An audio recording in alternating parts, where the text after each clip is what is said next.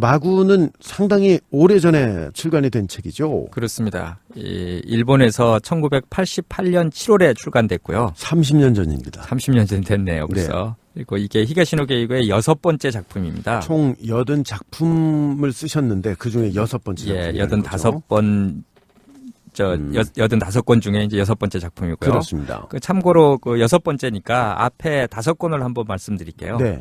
그 데뷔작 첫 번째가 방과 후고요. 네. 그리고 두 번째가 졸업. 근데 저는 이 방과 후 졸업이 항상 헷갈려요. 두 개가 헷갈리세요? 근데 방과 후가 먼저군요. 네, 먼저입니다. 네. 졸업은 이게 가가 시리즈 첫 번째 작품이고요. 네. 그리고 세 번째가 그 요즘 한국에서 계속 인기 있는 그 백마산장 살인 사건. 이게 최근에야 번역이 된 거죠? 예. 오래되지 않았어요. 네. 근데 아주 인기 있습니다. 지금도. 그리고 네 번째가 학생가의 살인. 이것도 재밌게 읽었는데. 예, 맞습니다. 그리고 다섯 번째가 11문자 살인 사건. 11문자 살인 사건. 그리고 6번째 작품이 바로 마구입니다. 마구. 예. 우리나라에서는 상당히 그 일본 출간일보다 늦게 나왔는데 너무너무 늦게 나왔죠. 무려 23년 만에 나왔나요? 그러니까요. 23년 만에 2011년 12월에 번역이 됐으니까 정말 23년 만에 그렇습니다. 나왔네요. 놀라운데. 번역은 어떤 분이 하셨어요? 이혁재 선생님인데 이분도 그 히가시노 게이고 작가의 책을 꽤 많이 번역하셨어요. 네. 6권 번역하셨고요. 이분이 번역하신 것들이 그 한여름의 방정식, 그렇죠? 갈릴레오 시리즈죠, 이거는. 이거 어느 외딴 그 바다의 마을에서. 저는 이 책으로도 읽었고 영화로도 봤고 상당히 재밌었어요. 재밌습니다. 그리고 그 패러독스 13. 이것도 비교적 최근에 나온 건데 맞습니다. 이것도 재밌었어요. 그렇죠. 저는. 그리고 명탐정의 규칙, 명탐정의 저주, 그 무렵 누군가 이렇게 마구까지 6권을 번역하셨고요. 네. 도서출판 제인에서 이제 나왔고요. 이 페이지 수도 꽤 많죠. 395페이지니까 꽤 두꺼운 책입니다. 그 웬만한 작가들한테는 이게 좀 많은 분량인데 히가시노 게이고한테는 그냥 뭐 평균적인 분량인 것 같아요. 1100페이지짜리도 쓰는데요. 뭐. 그러게 말입니다. 그런데 이 마구라는 작품이 히가시노 게이고의 실질적인 첫 작품이다라는 말씀은 뭐죠? 이게 아주 그 흥미로운데요.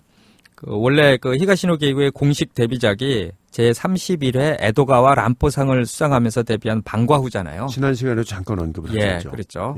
근데 실제로 히가시노 게이고가 처음 쓴 작품이 이 마구예요. 그래요? 마구입니다. 데뷔는 그 방과후로 했지만 미리 써놨군요. 미리 써놓은 거고 안 했을 뿐. 사실 발표도 한 거예요. 발표도 했었어요. 그 재미난 얘기가 있는데 이 마구를 썼을 당시의 나이가 25살 때예요. 고작. 제가 이거 알고 정말 놀랐어요. 25살 때 우린 뭐 하고 있었을까요? 딱 제가 하고 싶은 말씀을 그렇게 먼저 해버리시네요. 그래서 저도 딱 저 정보를 얻은 순간, 아니 25살 때 나는 뭐 하고 있었어? 교수님이 열심히 공부하셨죠. 교수가 되기 위해서.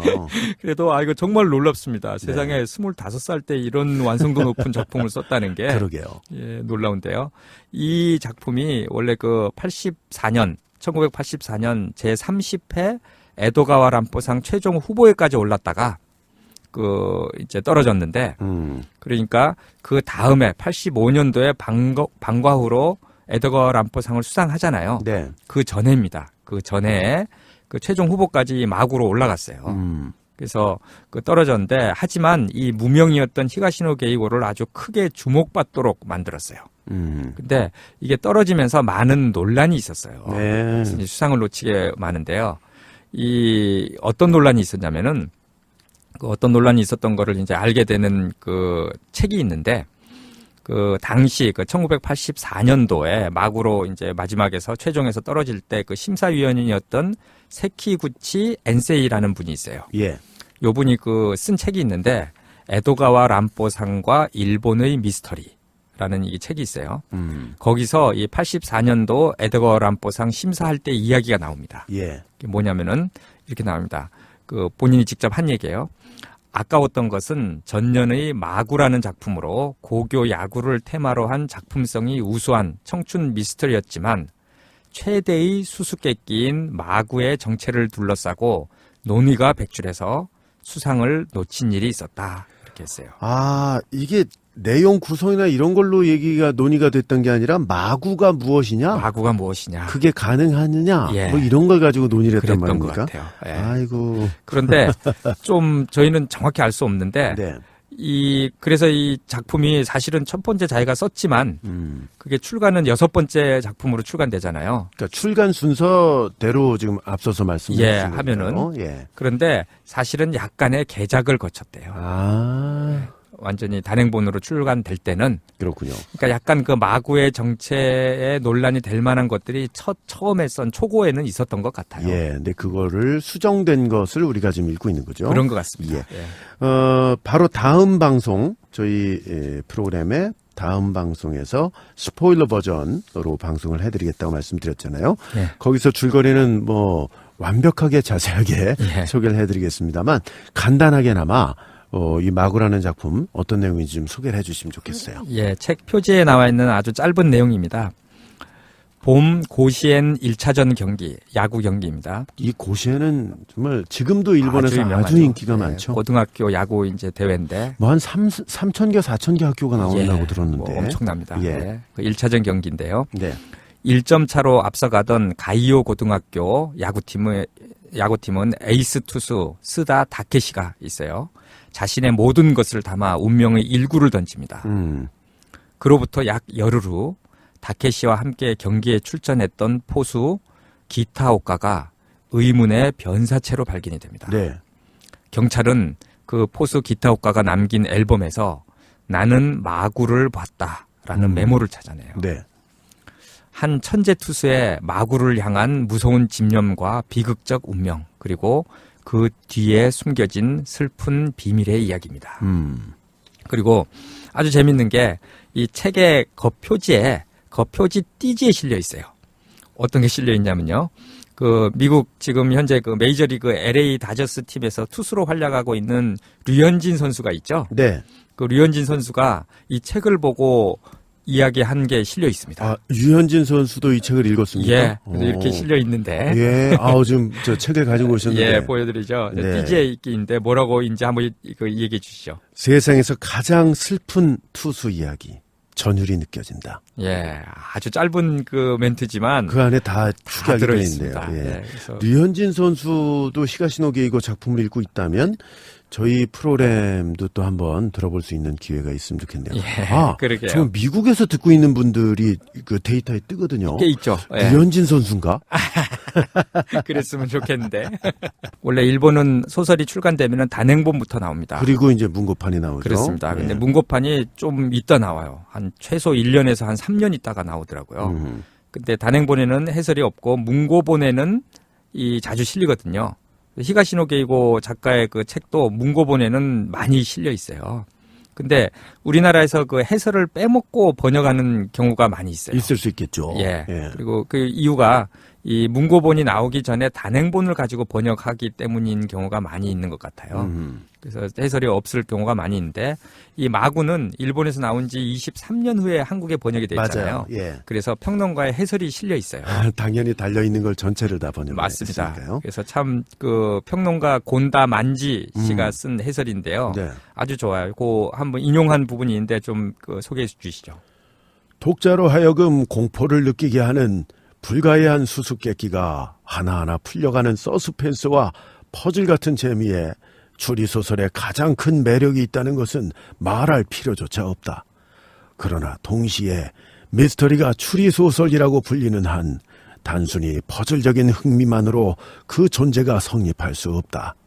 거기에 등장인물의 인생 궤적이 새겨지고 결말 부분에 단순한 수수께끼 해결을 넘어서는 감동이 있어야만 퍼즐이 아닌 소설로서 인정받을 수 있는 것이다.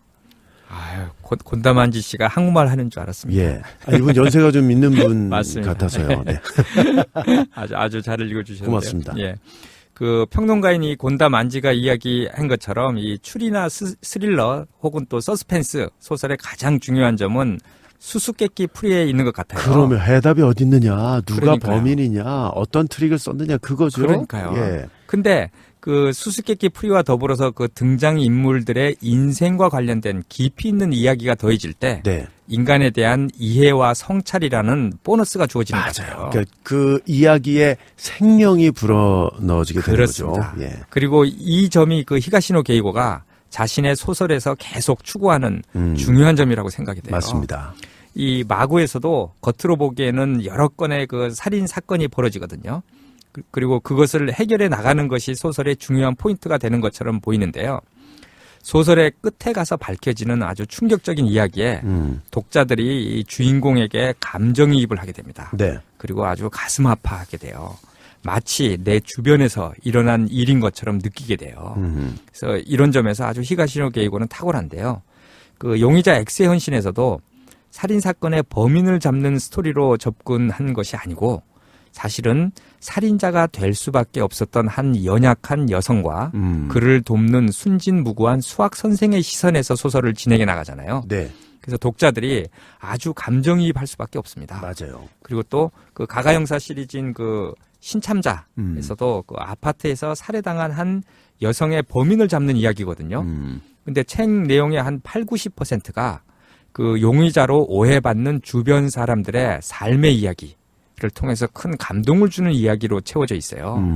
그래서 독자들이 굉장히 몰입하고 좋아하게 만들어주죠. 그러게요. 히가시노 게이고 작품에 나오는 그 가해자들, 범인들을 오히려 동정하게 되고 왜 그랬는지 그런 뭐 공감을 하게 되는 부분들이 상당히 있잖아요. 그게 참 아이러니한 거죠. 그렇습니다. 네. 범인인데 동정해 가고 예. 잡히지 않았으면 좋겠어요. 그러게요. 저 우리 저 팟빵에 예. 저희 사이트 에도 그렇게 댓글 그 후기 남겨주시는 분들 얘기를 들어보면 예. 지금 교수님께서 말씀하신 그 내용을 그대로 말씀하시는 분들이 그렇죠. 많거든요. 예, 맞습니다. 예. 이게 또 히가시노 게이고의 가장 큰 장점 중에 하나겠죠. 큰 매력입니다. 네. 예. 이것처럼 그 히가시노 게이고는 그의 많은 작품들에서 이 추리 또는 서스펜스라는 소재를 사용은 하지만 결국에는 우리 주변에서 흔히 볼 수 있는 사람들의 살아가는 이야기를 통해서 네. 독자들로 하여금 이야기에 몰입하게 해주고요. 이것이 이 소설이 가진 가장 큰 장점이라고 맞습니다. 생각해요. 자, 이 마구는 야구가 배경이 되는 소설인데 히가시노 게이고는 스포츠를 배경으로 하는 작품들을 꽤 많이 썼어요. 예, 히가시노 게이고 본인이 아주 만능 스포츠맨이에요. 그러게요. 예, 스키 굉장히 좋아하고요. 또 야구 소재도 꽤 많아요. 그 야구도 이게 보는 걸 좋아하는 것 같아요. 한신 타이거즈 팬이라고 그렇게 이렇게 알려져 있죠. 예. 그리고 또 뭐 요트도 탔다고 하는 거 보니까 굉장한 그 스포츠맨인데 소설에서도 스포츠와 관련된 소재를 많이 사용했어요. 그 야구를 소재로 한 작품이 이게 마구 있고요. 동급생 또 그 야구 선수들의 이야기입니다. 그리고 그 가가 형사 시리즈 1편이라고 한 졸업에서는 그 검도를 소재로 사용했고요. 네. 또 스키 좋아한다 그랬잖아요. 스키 소재 작품이 굉장히 많아요.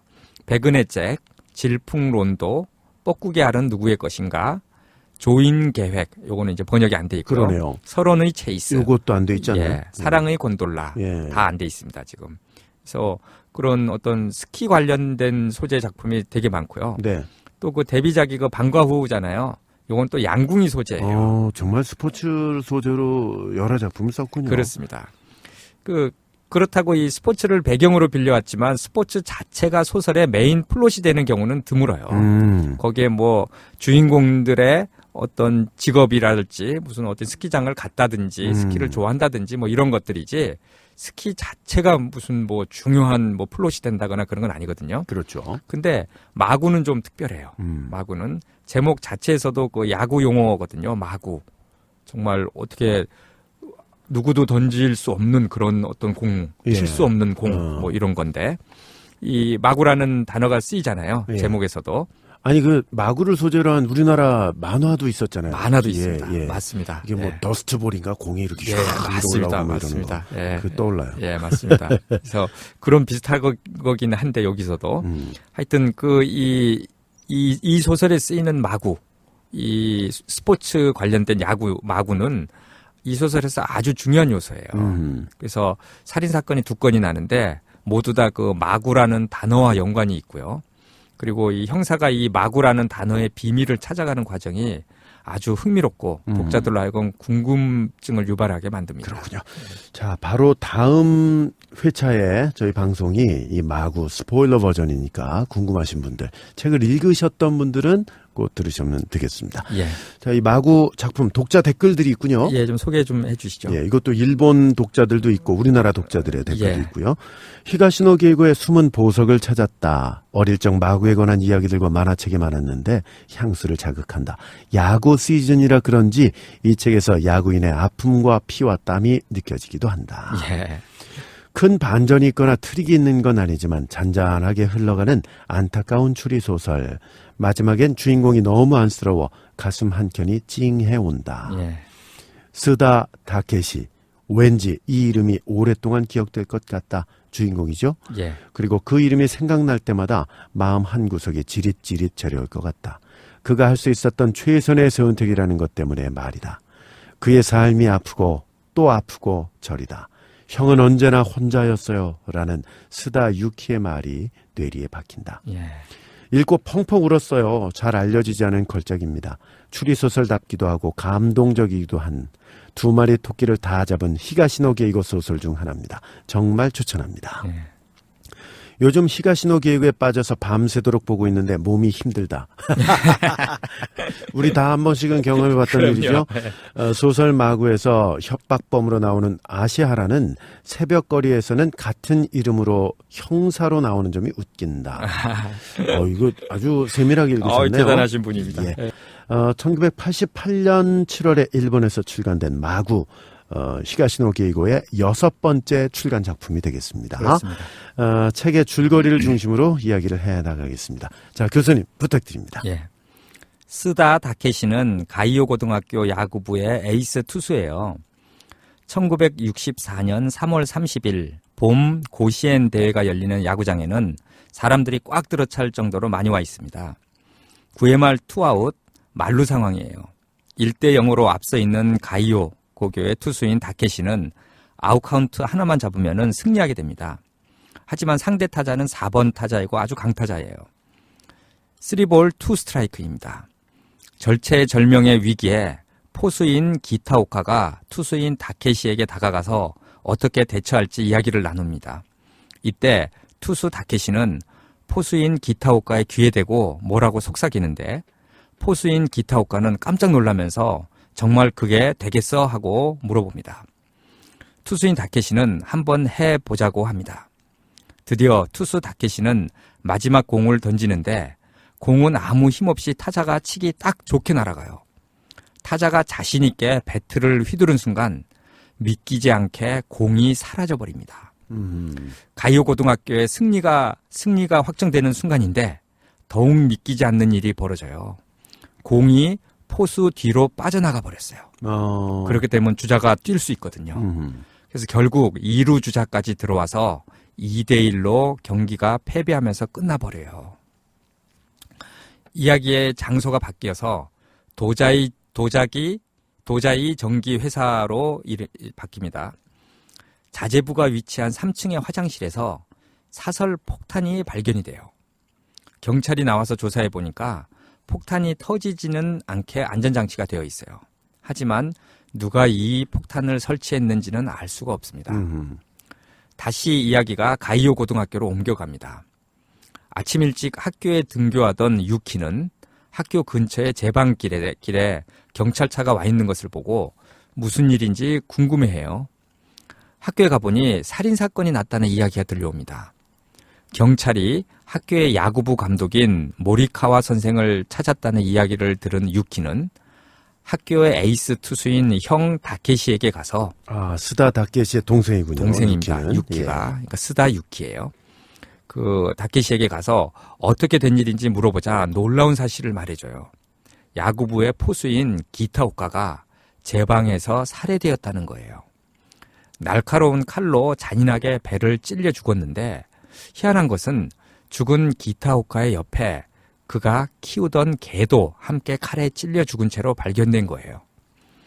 형사 다카마는 일단 죽은 기타오카가 한밤중에 야구부 감독인 모리카와 선생의 집을 가다가 칼에 찔려 죽은 것 같다는 생각에 모리카와 선생을 신문하게 돼요. 하지만 모리카와 선생은 기타오카가 지난밤에 자신의 집에 오지 않았다며 영문을 모릅니다. 형사 다카마가 죽은 기타오카의 집에 찾아가서 그의 방을 조사하는데요. 방에 있는 앨범을 보던 중 고시엔 대회에서 찍은 사진 밑에 다음과 같은 글이 쓰여져 있는 것을 보고 궁금해합니다. 그 글은 이런 겁니다. 아쉽게도 1차전에서 탈락, 그리고 마구를 보았다. 이 형사 다카마는 마구가 과연 무엇인지 궁금해해요. 그리고 새로운 사실이 발견되는데 기타오카가 죽기 직전에 기타오카를 제 방에서 지나쳐간 사람이 하나 있었어요. 그 사람은 누구냐면 마이코란 여자 교사였어요. 이 여자 교사인 마이코는 기타오카를 자전거를 타고 가면서 지나쳤고 그리고 나서 범인으로 추정되는 사람도 지나쳐갔어요. 근데 한밤중에 자전거에 불을 끄고 지나갔기 때문에 범인의 얼굴을 전혀 보지 못했다고 증언합니다. 아유, 저런. 결국 기타오카가 살해당한 사건은 미궁에 빠지고 맙니다. 이야기는 다시 폭탄 소동이 벌어졌던 도자이 전기 회사로 돌아갑니다. 폭탄 소동이 벌어진 지 얼마 지나지 않아 도자이 전기 사장인 나카조 게니치에게 협박장이 배달돼 옵니다. 협박 편지에 의하면 자신이 폭탄을 설치한 사람이며 다시 폭탄을 설치하지 않는 조건으로 10,000엔이 든 가방을 사장인 나카조 게니치가 들고 역 앞으로 나오라는 협박장이었어요. 1,000만 원이면 1억 원 정도 되는 1억이 거죠? 좀 넘죠. 예. 예. 약속한 시간에 게니치 사장은 1,000만 엔이 든 가방을 가지고 역 앞에 나가고 경찰들이 주변에 쫙 깔린 상황에서 담배 가게로 범인의 전화가 오고 그것을 받고 난 후에 게니치 사장은 갑자기 가방을 길가 벤치에 두고 주변 서점으로 들어가 버려요. 형사들이 벤치에 남겨진 가방에 눈이 팔린 사이에 서점에 늦게 들어가 보니 게니치 사장은 뒷문으로 사라져버려서 경찰들은 망연자실해합니다. 몇 시간이 지난 후에 사라져버렸던 게니치 사장이 기진맥진한 모습으로 돌아와서는 자신이 중년의 뚱뚱한 남자에게 납치되었다가 풀려났다고 해요. 경찰에서는 범인이 도대체 게니치 사장을 납치한 이유를 알 수가 없어요. 한편 가이오 고등학교의 포수 기타오카의 살해 사건이 미궁에 빠진 가운데 다시 한번 놀라운 일이 벌어집니다. 그것은 가이오 고교의 천재 에이스 투수 스다 다케시가 살해당한 것입니다. 아, 그래요? 참 놀라운데요. 예. 다케시의 시신은 신사 옆의 숲에서 발견되었는데요. 현장으로 달려간 형사들이 발견한 다케시는 복부에 칼을 찔려서 치명상을 입고 죽었는데 더 놀라운 것은 그의 오른쪽 팔이 어깨 부분에서 절단되어 있는 것이에요. 아우, 끔찍하네요. 더구나 절단된 팔은 현장에 없습니다. 그런데 이 죽은 다케시의 옆에 죽으면서 흙 바닥에 새긴 글자가 있어요. 아, 다잉 메시지인가요? 다잉 메시지입니다. 예. 그 단어는 마구입니다. 마구. 참 이 마구가 뭔지 아주 이 독자들은 굉장히 궁금합니다. 정말로. 이 다케시가 죽으면서 이 다잉 메시지를 남긴 거예요. 살해당한 포수 기타오카의 앨범에도 쓰여있던 마구를 봤다는 말과 투수 다케시가 죽으면서 남긴 다잉 메시지의 마구. 도대체 이 마구가 무엇인지 아주 궁금합니다. 그러게요. 이 형사들이 죽은 다케시에 대해 조사를 하던 중에 다케시의 출생의 비밀에 대한 것을 알게 돼요. 다케시는 홀어머니와 동생인 유키와 살고 있었지만 사실 다케시의 어머니는 친어머니가 아니었어요. 어머니의 남편의 여동생, 어머니의 지금 살고 있는 어머니였죠. 죽기 전에 어머니의 남편의 여동생이 어떤 남성과의 사이에서 낳은 아이였어요. 다케시는. 이 다케시의 아버지가 누군지를 끝까지 밝히지 않고 이 여동생이 죽었어요. 그렇게 되자 이 오빠 부부가 다케시를 어려서부터 친자식처럼 키운 거예요. 예, 그러니까 조카인 거네요. 굳이 따지자면. 그렇죠. 예. 근데 이 오빠, 이 죽은 여동생의 오빠마저 일찍 사고로 죽게 돼요. 현재의 어머니, 피 한 방울 섞이지 않은 어머니죠. 현재의 어머니가 자신을 친자식처럼 키워진 거였어요. 그래서 경찰에서는 다케시의 죽음에는 출생의 비밀이 관계되어 있지 않을까 생각하게 됩니다. 한편 야구부의 멤버 한 명이 마구에 대한 이야기를 형사들에게 해줘요. 그 형사들이 무척 궁금해하고 있었던 얘기인데. 그렇습니다. 뭐냐면 투수 다케시가 신사에서 혼자 투구 연습을 하고 있었고 그가 아마도 새로운 종류의 구종을 개발하고 있었지 않았을까 하는 거예요. 그런데 이 투수인 다케시가 이 공을 던지고 연습할 때 누군가 공을 받아준 사람이 있었을 텐데 그게 포수 기타오카가 아니라 다른 누군가가 있었다는 사실이 밝혀집니다. 아하. 어떤 그 다른 누군가를 본 사람들이 나타나요. 증언이 나타나요. 이게 누군가요? 예. 그 다른 누군가라는 사람이 한쪽 다리를 쓰지 못하고 지팡이를 짚고 있던 사람이라는 증언이 나와요. 그래서 경찰이 이 추적 끝에 그 사람의 신원을 밝힙니다. 그 사람은 누구냐면은 소년 야구단 코치를 하고 있던 아시하라라는 남자였어요. 네. 아시하라라는 남자였는데 이 사람이 원래는 그 도자이 전기 회사의 사회인 야구 소속 선수였어요. 근데 회사에서 근무 중에 사고로 한쪽 다리를 못 쓰게 되는 바람에 퇴사하고 소년 야구팀 코치를 하게 된 사람이었어요. 이 형사들은 이 아시하라의 행방을 찾지만 그는 사라지고 없어요. 도대체 이 죽은 투수 다케시와 아시하라는 어떻게 만나게 됐고 어떤 관계인지 형사들은 알아보려 하지만은 참 쉽지 않습니다. 그 후에 형사들은 이 도자이 전기 회사의 사회인 야구단을 찾아가서 아시하라의 과거에 대해서 알아보던 중에 그가 특별한 공을 던졌다는 사실을 알고는 서서히 마구의 실체에 접근하고 있음을 느끼게 됩니다. 그리고 이 아시하라가 도자이 전기 회사에서 일하다가 이 발을 다치게 되는 경위도 알게 되는데요. 사실은 아시하라의 잘못이 아니고 이 아니게 다쳤는데 회사 안전부에서 아시하라의 잘못으로 몰아가는 바람에 억울하게 회사를 그만두게 되었다는 것도 알게 됩니다. 그렇군요. 아마도 도자이 전기 회사에 폭탄을 설치한 것도 아시하라가 아닐까 하는 의심이 형사들에게 들 때쯤에 아시하라가 체포되었다는 소식이 들려오게 됩니다. 아시하라를 취조한 결과 그가 도자이 전기 회사에 폭탄을 설치했다고 자백을 했지만 쓰지 못하는 한쪽 다리를 가지고 회사에 폭탄을 설치하는 것은 불가능하기 때문에 분명히 공범이 있을 것 같아요. 그게 혹시 투수 다케시가 아닐까 생각하지만 아시하라는 절대 그렇지 않다고 부인합니다. 여러 사건들이 엉클어진 실타래처럼 복잡하기만 한데 형사 다카마는 갑자기 머리에 번쩍 드는 생각에 이 사건의 진상이 갑자기 밝혀질 수도 있음을 알게 됩니다. 예. 그리고 누구를 찾아가냐면은 도자이 전기 회사의 사장인 나카조 게니치를 찾아갑니다. 다카마 형사가 모든 것을 안다고 하자 나카조 게니치 사장은 체념하고 긴 이야기를 들려주게 되는데 그 이야기는 충격적입니다. 그 사실 죽은 투수 다케시 있죠. 네. 이 다케시의 친아버지가 누구냐면은 이 도자이 전기 사장 게니치였어요. 예. 이 젊은 시절 이 다케시의 친어머니와 사이에 이 게니치가 낳은 아이예요. 이 게니치 사장은 도자이 전기 회사의 상사의 딸과 결혼을 합니다. 결국에는 이 다케시의 친어머니와 결혼을 하는 게 아니고요. 네. 그러면서 이 다케시와 그의 어머니를 버렸던 거예요. 이 사실을 다케시가 알게 돼요. 알게 되고 또 이 회사에서 억울하게 쫓겨난 아시하라가 있었잖아요. 그 둘이 만나게 되는데 함께 도자이 전기 회사에 폭탄을 설치하기로 한 거였어요. 둘 다 이 회사에 원한이 있는 거죠. 그 아시하라는 이 회사에 원한이 있고 이 다케시는 자기의 친아버지가 되지만 자기를 버린 네. 그 회사 사장한테 이제 원한이 있었던 거죠. 그래서 폭탄 설치와 협박장 모두 이 아시하라와 다케시가 함께 한 거였어요. 이 두 사람 모두 도자이 전기 회사에 복수를 하고 싶은 마음이 있었던 건데요. 이 게다가 이 다케시는 아시하라가 던지는 마구를 배우고 싶어 했기 때문에 더욱 아시하라의 폭탄 설치를 도와주어야 했었습니다.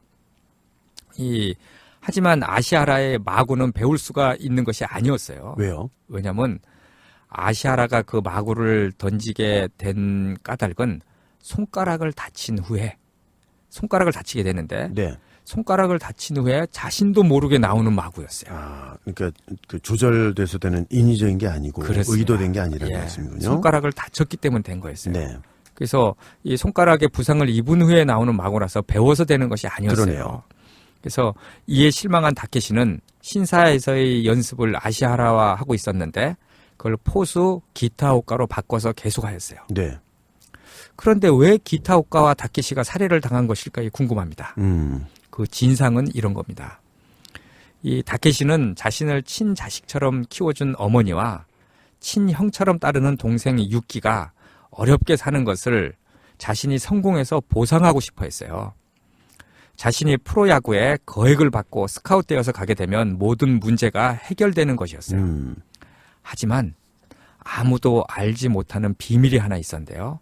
그것은 뭐냐면 자신의 팔에 문제가 생겼다는 것을 알게 됩니다. 아, 그렇군요. 본인만 알고 있었나 봐요. 본인만 알고 있었어요. 이 강속구 투수였는데 이 강속구 투수들은 팔 문제가 많이 되거든요. 그래서 야구 선수들 그 수술도 많이 하잖아요. 그래서 이 강속구 투수로서 팔에 문제가 생겼다는 사실은 치명적이었어요. 그래서 이 사실을 숨기고 아시하라로부터 팔에 무리가 가지 않고도 타자를 상대할 수 있는 마구를 배우고자 했던 겁니다. 이런 비밀을 유일하게 아는 사람이 한 사람인데 아주 친한 사이인 포수 기타오카만이 알고 있어요. 근데 이 기타오카는 다케시가 너무 걱정이 돼요. 그런 아픈 팔을 숨기고서 계속 던져야 되는 기타오카가 아주 친하기 때문에. 예. 그래서 어느 날 이 사실을 야구부 감독인 모리카와 선생에게 상의하고자 했어요. 그래서 한밤중에 제 방을 따라서 모리카와 선생의 집을 가다가 살해를 당한 거예요. 그러면 누가 죽였는가? 이 범인이 놀라운데요. 바로 그 친한 친구인 투수 다케시입니다. 이 프로구단과 거액의 입단 계약금을 받아서 어머니와 동생을 편하게 살게 해주고 싶었던 다케시는 자신의 부상 사실이 절대 밖으로 새 나가서는 안 되었어요. 그런데 이 다케시가 팔의 부상을 숨기고 계속 고통스럽게 공을 던지는 것을 안타깝게 생각한 친구인 포수 기타오카가 더 이상 참지 못하고 야구부 감독 선생에게 다케시의 팔 상태에 대해 상의를 하러 가게 되는데 이를 알게 된 다케시가 비밀을 지키지 못하는 기타오카에게 아주 화가 났어요. 그래서 사실은 기타오카를 죽이려고 한 게 아니었는데 기타오카의 개를 찌르고 도망만 가려고 그랬어요. 그런데 이 쫓아가게 되죠. 기타오카가. 자기 개를 찔렀으니까 누군가가. 근데 그러다가 격투하다가 기타오카도 죽이게 된 거예요. 그런데 이 또 놀라운 사실이 밝혀지는데 이 제 방에서 범인과 마주쳤다는 여자 선생님이 있다 그랬죠. 네. 마이코. 근데 이 선생님은 사실 범인이 다케시라는 것을 알고 있었어요. 아, 그래요? 목격하지 못한 게 아니군요. 목격했습니다. 왜냐하면 자전거에 불을 끄고 갔다는 거는 거짓말이었어요. 이 불을 켜고 갔고 다케시의 얼굴을 보았어요.